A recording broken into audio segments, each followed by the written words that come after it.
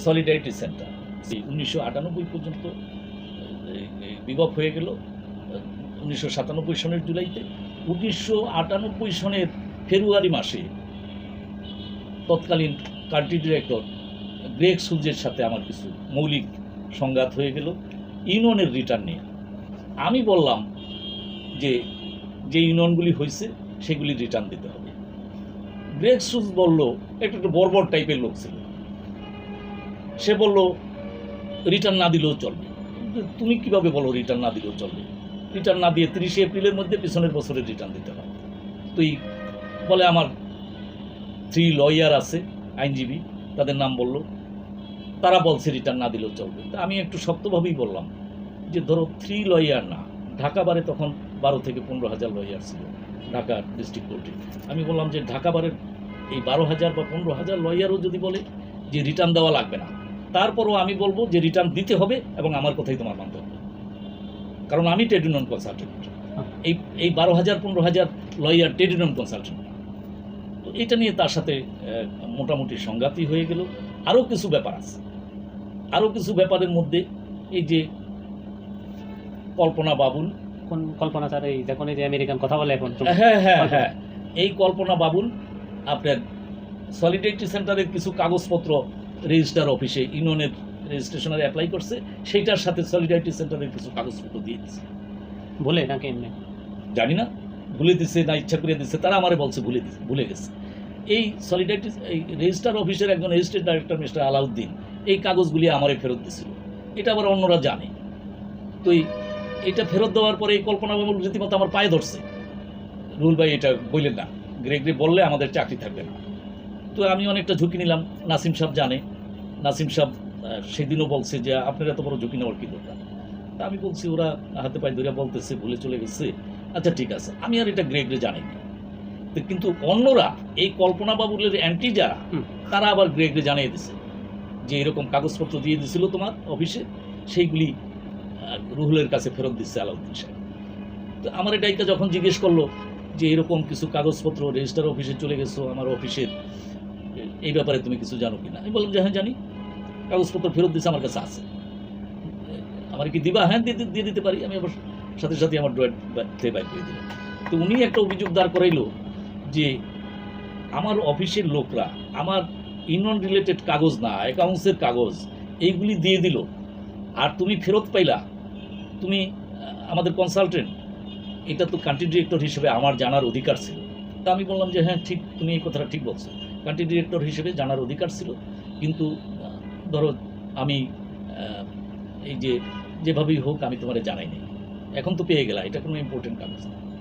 মূলত কথাটা ছিল এই কল্পনা বাবুলের রিকোয়েস্টের কারণেই, অনুরোধের কারণেই, আচ্ছা ঠিক আছে কাগজ চলে গেছিলো, কাগজ তো চলেও আসছে, আপনার এটা না জানাইলেও কিছু আসে যায় না। কিন্তু ওদের ভিতরে গুতাগুতির কারণে তখনকার সময়ে যাদের সাথে গুতাগুতি আসছিল তারা জানিয়ে দিচ্ছে, বিশেষ করে নাজমা শেখ নামে এক মহিলা ছিল, তাদের সাথে তাদের গুতাগুতি। এই কল্পনার বাবুল বরাবরই এক গ্রুপ, আগে থেকেই আরও তাদের অনেক বিষয় নিয়ে কথাবার্তা আছে, সেসব আমি বলতে চাচ্ছি না।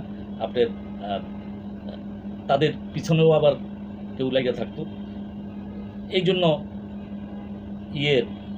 সম্ভবত মার্চে 98 মার্চে আপনার গ্রেগ আমাকে বলল যে আমি তোমাকে টার্মিনেট করতে চাই। ওয়েলকাম করো। প্রথম ভার্বেলি বলছিল, তা আমি বললাম যে টার্মিনেট যদি করতে চাও একটা পেপার দাও, আমার তো তুমি অফার দিয়ে আনছো, আমি কিন্তু ওইখানে চাকরির জন্য কোনো অ্যাপ্লিকেশন করি নাই। সে একটা অফার লেটার দিছে। এর আগে যে কান্ট্রি ডিরেক্টর ছিল লিডিয়া সিকিলাকিস, সে একটা অফার লেটার দিছে। এরপর রেজিস্ট্রেশনের সময়, বিগত রেজিস্ট্রেশনের সময় ছিল কান্ট্রি ডিরেক্টর ছিল চারিতু বিরেনি, ফিলিপিনো নাগরিক, ফিলিপিনো আমেরিকান। তারপর এরপরেই আসছিল গ্রেগ সুলজ।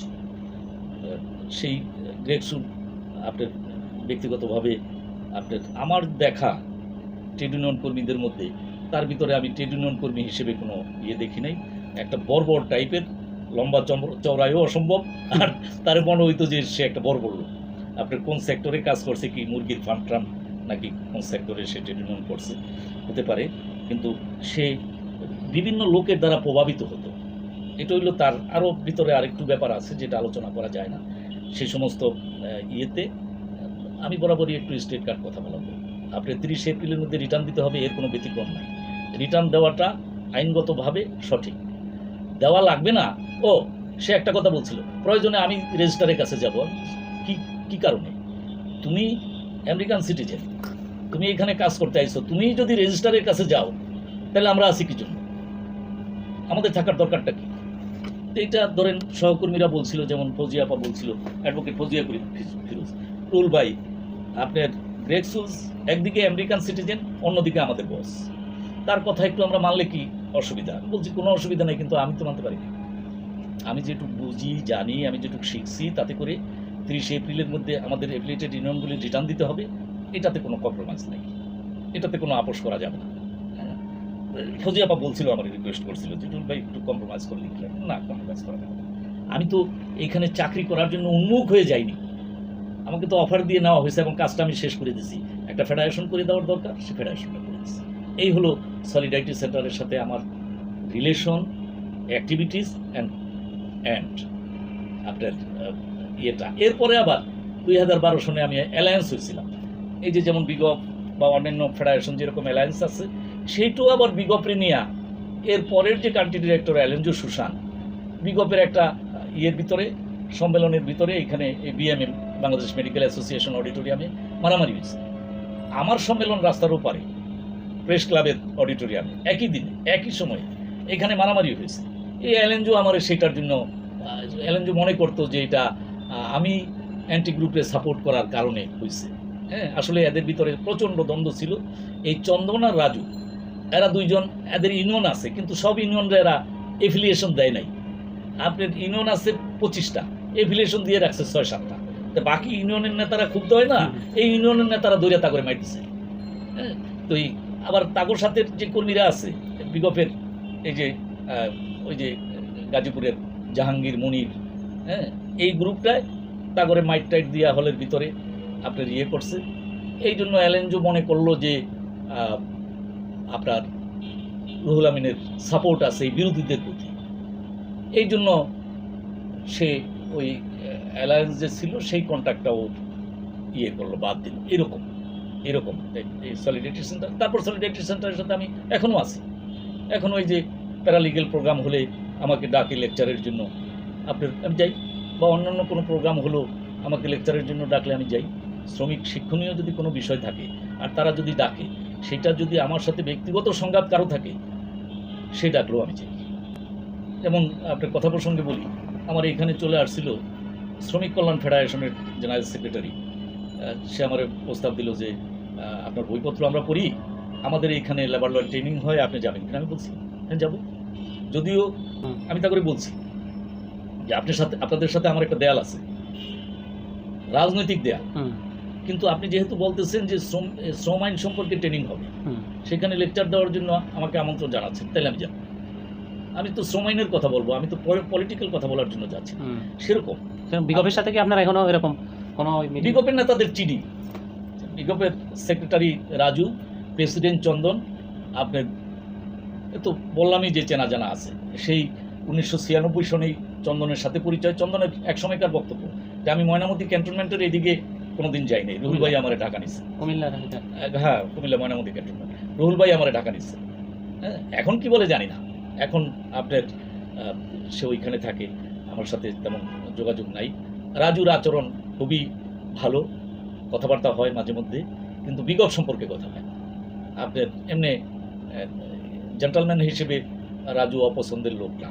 আপনার তার বাবা মারও আমি চিনি, তার বাবা মা ভদ্রলোক ছিল, মা এখনও আছে, বাবাও ভদ্রলোক ছিলেন। চন্দনের বাবা মারও আমি চিনি, চন্দনের মা এখনও আছে, চন্দনের বাবারও চিনতাম। তো রাজু আচার আচরণে ভদ্রলোকের বাইরে যায় না, অন্যদের কথা বলে। সলিডারিটি সেন্টারের সাথে মোদ্দা কথা হইল, সলিডারিটি সেন্টারের সাথে আমি এখনও আছি,